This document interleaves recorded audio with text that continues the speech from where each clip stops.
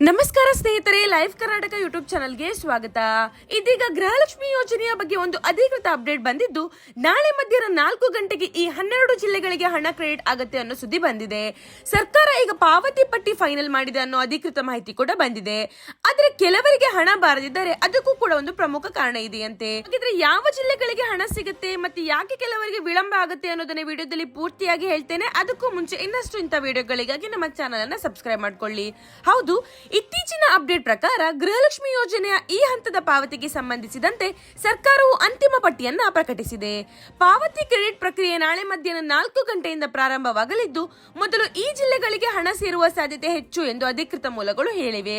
ಹಾಗಿದ್ರೆ ಜಿಲ್ಲೆಗಳು ಯಾವುದು ಅಂದರೆ ಉಡುಪಿ, ಕೊಪ್ಪಳ, ಯಾದಗಿರಿ, ಬಾಗಲಕೋಟೆ, ಬೆಳಗಾವಿ, ಬೀದರ್, ರಾಯಚೂರು, ವಿಜಯಪುರ, ಗದಗ, ಹಾವೇರಿ, ಧಾರವಾಡ ಮತ್ತು ಹಾಸನ.